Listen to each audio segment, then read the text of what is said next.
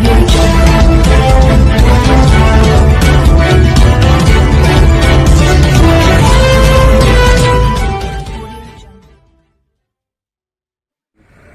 పైనుంచి దాని నుంచి కూడా చాలా కంప్లీట్ అవ్వడం జరిగింది. సో 80 లొకేషన్స్ దాదాపు 150 పైన చెట్లు పార్ట్లీ సగం కానీ పూర్తిగా కానీ పడిపోయింది. అదేవిధంగా 2 చోట్లలో ఎలక్ట్రిక్ పోల్స్ కూడా పడిపోయింది. సో ఈ విషయంలో ఇమీడియట్గా కోర్టు పెట్టుకొని జోన్స్ వారీగా టీమ్ ఫామ్ చేశాము. జోనల్ కమిషన్ ఆధ్వర్యంలో హార్టికల్చర్ది అదేవిధంగా మెకానికల్ పబ్లిక్ హెల్త్ ద్వారా కూడా స్పెషల్గా ఒక డ్రైవ్ పెట్టుకొని అక్కడ ఉన్న చైన్ షోస్ కానీ పవర్ షోస్ కానీ అదేవిధంగా జేసీబీ స్టెప్పర్ పెట్టుకొని తొందరగా క్లియర్ చేయడం స్టార్ట్ చేయడం జరిగింది. నిన్న నైట్ వరకు ఆల్మోస్ట్ 80 లొకేషన్స్లో 62 లొకేషన్స్ క్లియర్ అయినాయి. ఈరోజు మార్నింగ్ వరకు ఇంకా 10 లొకేషన్స్ క్లియర్ అయినాయి. ఇంకా 7 to 8 లొకేషన్స్ మిగిలిపోయింది. ట్రాఫిక్ అంతా కూడా నిన్న నైట్ క్లియర్ చేసాము. ట్రాఫిక్ ఎక్కడైనా ఇబ్బంది లేకుండా కంప్లీట్ చేసాము. కొన్ని హౌసెస్లో కూడా కొన్ని షాప్స్ కూడా చెట్లు అన్నీ పడిపోయినాయి. అది కూడా అన్ని క్లియర్ చేయడం జరిగింది. So by today evening we will complete the sanitation work also. ఎందుకంటే చెట్లు తీసినాక దానికి లిఫ్ట్ గురించి కూడా చేయాలి. అంతా కూడా ఇప్పుడు చేస్తాము. ఎస్పెషల్గా డ్రైవ్ పెట్టుకొని శానిటేషన్ కూడా సెపరేట్గా పెడుతున్నాము. అదే కాకుండా ఎలక్ట్రిక్ పోల్స్ కూడా 2 పడిపోయినాయి. ఎలక్ట్రిక్ పోల్స్ పడిపోయిన వల్ల అక్కడ స్ట్రీట్ లైట్ కూడా ఇబ్బంది వచ్చింది. ఎందుకంటే ట్రాన్స్ఫార్మర్ ఆఫ్ చేయాల్సి వచ్చింది కాబట్టి. సో అది కూడా నైట్లో రీస్టోర్ చేసాము. సో నిన్న నైట్ వరకు అయితే ఆల్మోస్ట్ 80 to 90% మేము కవర్ చేయగలిగాము. ఇప్పుడు ఫ్యూచర్గా కూడా ఎందుకంటే వర్ష వస్తుంది కాబట్టి ఇంకోనిక్ సైక్లోనిక్ వార్నింగ్ ఉన్నాయి కాబట్టి దానికి పర్మనెంట్గా సొల్యూషన్ ప్లాన్ చేస్తున్నాము. ఇంకా చైన్స్ ఆఫ్ మెషిన్స్ ఇంకా మన దగ్గర టోటల్ 10 to 15 మెషిన్స్ ఉన్నాయి. అడిషనల్గా 10 చైన్స్ ఆఫ్ మెషిన్స్ కూడా జోన్స్కి ఒక 2 to 3 ఇస్తూ అది కూడా ర్యాంపప్ చేస్తున్నాము. ఇంకా సెపరేట్గా హార్టికల్చర్ వింగ్ని కూడా దాంట్లో మెయిన్ పవర్ కూడా పెంచమని మేము నెక్స్ట్ 1 వీక్లో చర్యలు తీసుకుంటాము. సో ఖచ్చితంగా ఈ 50 రోజుల్లో మనకి పార్ట్నర్షిప్ సమ్మిట్ కూడా వస్తుంది. సో అట్లాంటివి సమస్య లేకుండా ఒక స్మూత్గా అట్లా ఒక మనకి ఏదైనా ఇష్యూ వచ్చినప్పుడు కూడా స్మూత్గా జరిగేలాగా మేము ఇష్యూ చేస్తాం. ఇప్పుడు ఈరోజు ఇక్కడ సాగర్నగర్ బీచ్కి రావడం జరిగింది. ట్రైన్ చూసుకోవడం జరిగింది. నాతో పాటు సీఎం తర్వాత సీఎం వచ్చేవారు కూడా ఉన్నారు. ఈ బీచ్ రోడ్లో కొన్ని డ్రైన్స్ మనకి ఓపెన్ అవుతున్నాయి. లోసన్స్ డే కానీ ఆర్టీ బీచ్ కానీ సాగర్ నగర్ కానీ ఆ డ్రైన్ సంబంధించి పర్మనెంట్గా ఎస్టీపీ ఒక ఎక్స్ట్రా కూగర్లో కట్టేసి ఒక 25 ml అన్ని డ్రైన్స్ని దాంట్లో డైవర్ట్ చేయడానికి ఆల్రెడీ మనకి హ్యామ్ మోడల్లో స్టేట్ లెవెల్లో టెండర్ ఇవ్వడం జరుగుతుంది. అది ఆల్రెడీ అండర్ ప్రోగ్రెస్. ఇక్కడ లోకల్ లెవెల్లో సొల్యూషన్స్ కూడా వర్కౌట్ చేస్తున్నాము. దానిలో పంప్ హౌస్కి కెపాసిటీ పెంచడం, డీసెంటేషన్ చేయడం, మెకానికల్ స్క్రీన్స్ పెట్టడం ఇదంతా కూడా చర్యలు తీసుకుంటాము. ఇందాక ఇక్కడ లోకల్ సీనియర్ సిటిజన్స్తో కూడా డిస్కషన్ అయింది. వాళ్ళు కూడా ఒక సమస్య చెప్తున్నారు. ఇక్కడ ఇచ్చిన దీనివల్ల చాలా ఎక్కువ స్మెల్ వస్తుంది. దానికి శంకరం పంచాయతీ గొప్పూరు గ్రామం నుంచి సన్యాసములు మాట్లాడుతున్నాను. ఈ యొక్క సమస్యలు కాదు, ఎప్పుడు మాకు గడ్డ నుంచి రోడ్డు నుంచి చాలా సమస్యలు ఎదుర్కొంటున్నాం. కానీ ఏ ఒక్క అధికారి కూడా ఇప్పుడు వరకు కనీసం గడ్డ అవతల 7 గ్రామాలు ఉన్నాయని మన మాడుల నియోజకవర్గంలో ఉన్న ఏ ఒక్క ఎమ్మెల్యే కాదు, ఏ అధికారి కాదు ఇప్పటి వరకు వర్షాలు పడుతున్నాయని తెలిసి కూడా కనీసం చూడటానికి కూడా రాలేదంటే మేము ఎంత దీన స్థితిలో ఉన్నామో ప్రజలకు అర్థమైనా సరే గవర్నమెంట్కి అర్థమవుతుందో లేదో తెలియదు. కాకపోతే మా పరిస్థితి ఈరోజు జలజీవితాన్ని పెట్టాము. కానీ ఇంతకుముందు కూడా పాదయాత్ర మాడుగుల వరకు ఎంపీ ఆఫీస్ వరకు నడిచెళ్ళాం. ఎన్నో ధర్నాలు మా బతుకంతా జీవితాంతం ధర్నాలు చేస్తూ గవర్నమెంట్కి చెప్పుకుంటూ ఉండడమేనా, లేదంటే ఇప్పటికైనా అధికారులు స్పందించి మాకు వెంటనే 7 గ్రామాలకి బ్రిడ్జిలు నిర్మించాలి, నెక్స్ట్ రోడ్లు కూడా 7 గ్రామాలకు వెయ్యాలని, ఈ 2 గేట్లపై బ్రిడ్జిలు వెయ్యాలని 7 గ్రామ ప్రజలు ఎంతో ఆశతో ఎదురు చూస్తున్నారు. అయినా సరే ఏ అధికారి ఇప్పటి వరకు చూడలేదు. ఇక్కడి నుంచి అయినా పవన్ కళ్యాణ్ గారు స్పందించి మా 7 గ్రామాలకి న్యాయం చేయాలని మా గ్రామ ప్రజలందరూ 7 గ్రామాల నుంచి వచ్చిన అందరూ ఆశిస్తూ డిమాండ్ చేస్తున్నారు. దాన్ని ఆ కుటుంబ సభ్యులకి ఎవరికీ కూడా ప్రభుత్వ ఉద్యోగం ఇవ్వాల్సిన పరిస్థితి లేదు, ఇవ్వకూడదు అని చెప్పి నిర్దాక్షిణ్యంగా ఆయన ఖండించిన తీరు ఎంతో హేయంగా ఈరోజు మన ముందు నిలుస్తుంది. నా బడుగు బలహీన వర్గాలు, నా బీసీ ప్రజలు అని చెప్పుకొస్తున్న జగన్మోహన్ రెడ్డి వైఖరి ఈరోజు ఎలా కనిపిస్తుందంటే, మరి బొత్స సత్యనారాయణ గారి మాటలు జగన్మోహన్ రెడ్డి గారు మాత్రమే ఇలా మాట్లాడిచ్చారా అన్నదానికి అద్దం పట్టేలాగా ఉన్నాయి. ఈరోజు చంద్రయ్య బీసీ వర్గానికి చెందాడు కాబట్టే ఈరోజు ఈ బిల్లుని వ్యతిరేకించాడు అన్నది చాలా స్పష్టంగా ఈరోజు మనకి కనిపిస్తూ ఉంది. అదేవిధంగా శాసన మండలి సాక్షిగా బీసీల ప్రగతిని జగన్మోహన్ రెడ్డి డైరెక్షన్లో బొత్స సత్యనారాయణ గారు అడ్డుకున్నది వాస్తవం కాదా అని చెప్పి ఈరోజు నేను వాళ్ళని ప్రశ్నిస్తూ ఉన్నాను. చంద్రయ్య కుమారుడి ప్రభుత్వ ఉద్యోగం రాకుండా అడ్డుకోవడం బీసీలను నిజంగా అవమానం చేసిన తీరు కూడా చాలా స్పష్టంగా కనిపిస్తుంది. ఇది అందరూ కూడా గమనించాల్సిన విషయంగా నేను భావిస్తూ ఉన్నాను. జగన్మోహన్ రెడ్డి పెత్తందారి పోకడలు ఈ సంఘటన ద్వారా చాలా సుస్పష్టంగా మనందరికీ కూడా కనిపిస్తూ ఉన్నాయి. బీసీల ప్రగతిని అడ్డుకున్న వీరికి రాజకీయ సమాధి చేసేది బీసీలే అన్న సంగతి మాత్రం గుర్తుపెట్టుకోవాల్సిందిగా నేను అందరు రాష్ట్ర ప్రజల్ని కోరుకుంటూ ఉన్నాను. ఆనాటి నుంచి ఈనాటికి వరకు కూడా బీసీల పైన జరుగుతున్న దాష్టికాలకి వైసీపీ అంతా ఇంత కాకుండా ప్రవర్తించే తీరు నిజంగా యావత్ రాష్ట్ర ప్రజలందరూ కూడా చూస్తూ ఉన్నారు. మొన్నటికి మొన్న మా వడ్డెర సోదరుల మీద జరిగిన దాడులు కానివ్వండి, మరి ఒక 15 రోజుల క్రితం నాడు మా రజక సోదరుల మీద కులము జాతి పేరు పెట్టి చేస్తున్న దాడిని కానివ్వండి, ఇవన్నీ కూడా వైసీపీ అడ్డగోలు నాయకత్వానికి నాయకులకి నిదర్శనంగా కనిపిస్తున్నాయి. అన్నీ కూడా యావత్ రాష్ట్ర ప్రజలందరూ కూడా చూస్తూనే ఉన్నారు. 11 సీట్లు కాదు కదా, రానున్న రోజుల్లో 1 సీటుకు కూడా వీరు అర్హులు కాదు అన్నది యావత్ రాష్ట్ర ప్రజలందరికీ కూడా చాలా స్పష్టంగా తెలుస్తున్న విషయం. ఈరోజు అందరి ముందు తీసుకురావాలి అని నేను అనుకుంటూ ఉన్నాను. మరి చంద్రయ్య గారి కుటుంబానికి ప్రభుత్వ ఉద్యోగం రాకుండా అడ్డుకుంటున్న వైసీపీ నేతల యొక్క ప్రవర్తనని నేను ప్రశ్నిస్తూ ఉన్నాను ఈరోజు. ఆనాడు మరి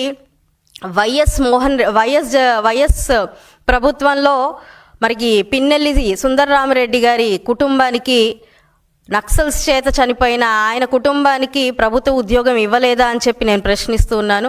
ఈరోజు వైసీపీ నాయకుల దాష్టికానికి బలైపోయిన చంద్రయ్య కుటుంబానికి వారి కుమారుడికి ఉద్యోగం ఇవ్వడాన్ని మాత్రం అడ్డుకుంటున్న వైసీపీ నేతల యొక్క తీరుని నిజంగా బీసీ వర్గాల పట్ల వాళ్లకు ఉన్న ఈ యొక్క చిన్న చూపుని అద్దం పడతా ఉంది అని చెప్పి కూడా ఈ సందర్భంగా ప్రతి ఒక్కరికి చెప్పాల్సిన సందర్భం ఏర్పడింది. ఖచ్చితంగా రానున్న రోజుల్లో బీసీలకి అన్యాయం చేస్తూ ఉన్న వైసీపీకి మాత్రం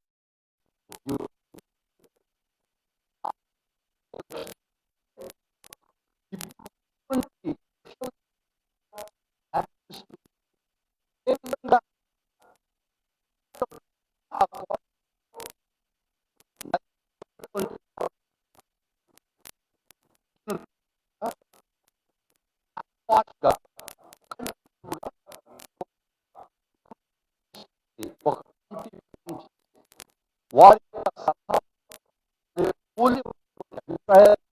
తీసుకొని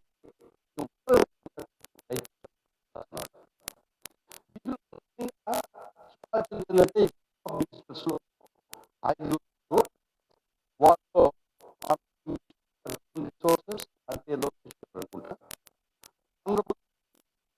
ఫ్యామిలీ స్టాండర్డ్ మెడికల్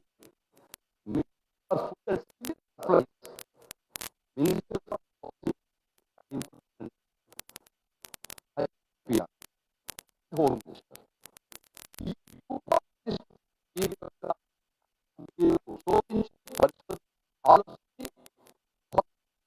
మినిస్టర్ దానికి వారు పనిచేస్తారని యువతర ఎవరైనా 5 మంత్రిగా గ్రూప్ హౌసింగ్ అదే అగ్రికల్చర్ మినిస్టర్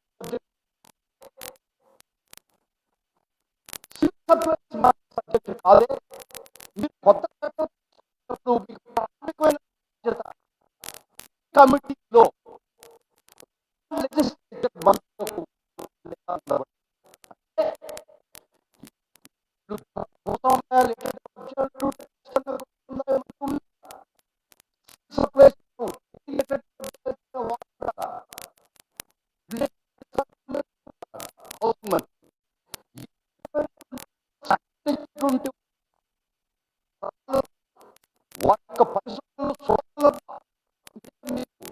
ఒక చట్టాన్ని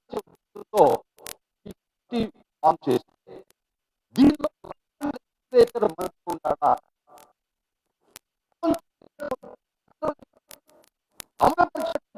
మంత్రి దీనిలో ఉన్నాడా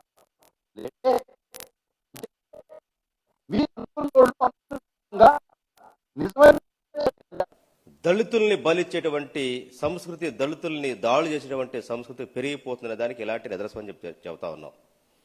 గతంలో ఇదే చంద్రబాబు నాయుడు గారు దళితుల మీద దాడులు జరుగుతున్నా, లేదు అంబేద్కర్ విగ్రహాలు పెట్టాలన్నా కూడా ఆయనకి ఇష్టం ఉండదు. దానికి సాక్ష్యం ఏంటంటే 2014 నుంచి 19 వరకు అతని ప్రభుత్వంలో డాక్టర్ బిఆర్ అంబేద్కర్ గారి 125వ జయంతి సందర్భంగా 125 అడుగుల విగ్రహం పెడతానని చెప్పేసి రాజధాని ప్రాంతంలో శంకుస్థాపనకే పరిమితం చేసి దానికి కేటాయించిన డబ్బులు మొత్తం కూడా చివరిలో పసుపు కుంకానికి దారి మళ్లించి చివరికి శంకుస్థాపనలో ముళ్ళ చెట్లు మొత్తం పొదల మొలిచిపోయినా కానీ విగ్రహం మాత్రం ఏర్పాటు చేయలేదు. మా నాయకుడు దళితుల ఆత్మగౌరవాన్ని, అణగారిన వర్గాల్ని గుర్తించినటువంటి జగన్మోహన్ రెడ్డి అధికారంలోకి వచ్చినాక డాక్టర్ బిఆర్ అంబేద్కర్ గారి విగ్రహం ముళ్ల పొదల్లో కాదు ఉండాల్సిందే. ఈ రాష్ట్రానికి నడిబొడ్డున్నటువంటి విజయవాడలో లాంటి సెంటర్లో ఆ మహానుభావుడు విగ్రహం పెట్టాలని చెప్పేసి దాదాపు 2,000 కోట్ల రూపాయలు ఉండే స్థలంలో దాదాపు 200 అడుగులు పైగా విగ్రహాన్ని 450 కోట్లు పెట్టి నిర్మిస్తే ఈ మహానుభావుడు అధికారంలోకి వచ్చినాక, చంద్రబాబు నాయుడు అధికారంలోకి వచ్చినాక, అంటే రాష్ట్ర రాజధాని నడిబొడ్డులో అంబేద్కర్ అనేటువంటి ఒక దళిత నేతని విగ్రహం పెట్టి పొద్దున్న మేమంతా ఆయన ముఖం చూడాలన్నట్టుగా అవమానించినట్టుగా ఆ విగ్రహానికి వెలుగులు లేకుండా చీకట్లో పెట్టి దానికి కరెంటు లైట్లు కూడా ఆపినటువంటి దుర్మార్గమైన పరిస్థితి ఈ మధ్యకాలం మనం చూస్తా ఉన్నాం. అంతేకాదు ఈరోజు స్వయాన ఏత స్మృతివనంలో డాక్టర్ బిఆర్ అంబేద్కర్ స్మృతివనంలో పనిచేసేటువంటి తోటమాలీలు కూలీలకి 9 నెలలుగా జీతం ఇవ్వకుండా ఉంటే ఈరోజు ఆ స్మృతివనంలో పనిచేసేటువంటి కార్మికులు మొత్తం కూడా అంబేద్కర్ దగ్గర నిరసన తెలిపేటువంటి దౌర్భాగ్య పరిస్థితి వచ్చిందంటే నీకు అంబేద్కర్ గారంటే పడద కాబట్టి వాళ్ళకి జీతాలు ఇవ్వకుండా ఆపేవని చెప్పేసేటువంటిది అర్థమవుతా ఉంది. ఈ మధ్య కాలంలో ఏదైతే వెదురుకుప్పం మండలం దేవళంపేట అంబేద్కర్ గారి విగ్రహాన్ని తగలబెట్టిన సంఘటనలో ఈ మధ్య నిన్న జరిగింది.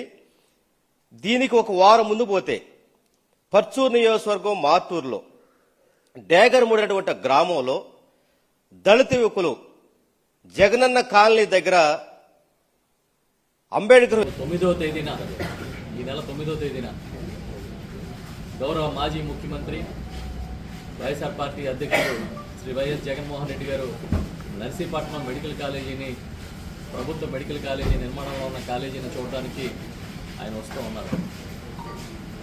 ఉదయం ఆయన కాలేజీకి చేరుకుని అక్కడ ఆ కాలేజీ నిర్మాణం కానీ ప్రభుత్వం ఏ విధంగా దానికి భూమి కేటాయించింది, ఏ విధంగా నిధులు కేటాయించారనే విషయాలన్నింటినీ కూడా క్లియర్గా అక్కడ వివరిస్తారు. దాంతోపాటు ఈ ఉద్యమాన్ని ఏ విధంగా ముందుకు తీసుకెళ్తామనేది కూడా మేము ప్రకటించాం. మీకు తెలుసు, చంద్రబాబు నాయుడు ఇప్పుడు అధికారంలో ఉన్నా కూడా ప్రభుత్వ రంగ సంస్థల్ని, ప్రభుత్వ శాఖల్ని ప్రైవేటీకరణ చేయడమే ఆయన లక్ష్యంగా పనిచేస్తారు. మీరు తీసుకుంటే గతంలో గోదావరి ఫెర్టిలైజర్స్ మొదలుకొని ఉమ్మడి రాష్ట్రం నిజాం షుగర్స్ వరకు అమ్మేసిన ఘన చరిత్ర చంద్రబాబుకే ఉంది. ఈ రోజున ఎంతో వ్యయ ప్రయాసం కోర్చి చాలా దూరదృష్టితో జగన్మోహన్ రెడ్డి గారు ప్రభుత్వ వైద్య రంగాన్ని పటిష్టం చేసి ప్రజల్ని ఇవాళ ఈ ఆరోగ్య రంగంలో ప్రైవేటు బారిన పడి నష్టపోకుండా చూడాలనే తాపత్రయాన్ని ఆయన కనబరిస్తే నిర్దాక్షిణ్యంగా చంద్రబాబు వాటన్నింటినీ కూడా తనకు కావలసిన వాళ్ళకి కట్టబెట్టే కార్యక్రమం, తమ అనుయాయులకి కట్టబెట్టే కార్యక్రమం చేస్తున్నారు. ఇప్పటికీ టెండర్లు కూడా పిలిచారు, ఎక్స్ప్రెషన్ ఆఫ్ ఇంట్రెస్ట్ కూడా పిలిచారు. దానికి ఈ మధ్యకాలంలోనే మా నాయకుడు జగన్మోహన్ రెడ్డి గారు చాలా స్పష్టంగా ప్రకటన చేశారు, మళ్ళీ మేము అధికారంలోకి వచ్చాక వెనక్కి తీసుకుంటామని కూడా.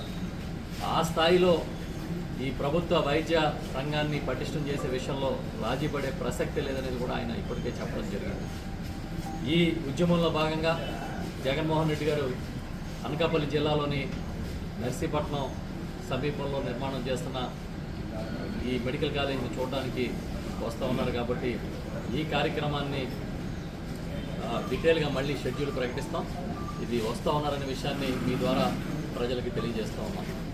మేము ఒకటే చెప్తున్నాం, ఒక పక్కన ఆరోగ్యశ్రీని నిర్వీర్యం చేసి,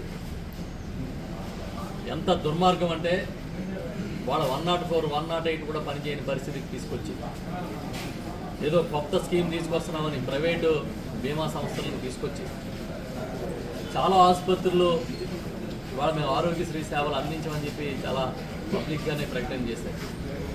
బహుశా ఈ నెల 9-10 తేదీల నుంచి మేము స్ట్రైక్ వెళ్తామని కూడా ఆ సంబంధిత అసోసియేషన్స్, ఆసుపత్రుల అసోసియేషన్ ప్రకటించాయి. అంటే ఎవరిని పోషిద్దామని వైద్య రంగంలో ఎవరి కోసం చంద్రబాబు పనిచేస్తామన్నాడని చెప్పి మేము అడుగుతున్నాం సూటిగా. జగన్ గారు గ్రామ స్థాయి నుంచి వైఎస్ఆర్ క్లినిక్ని డెవలప్ చేసి 72 రకాల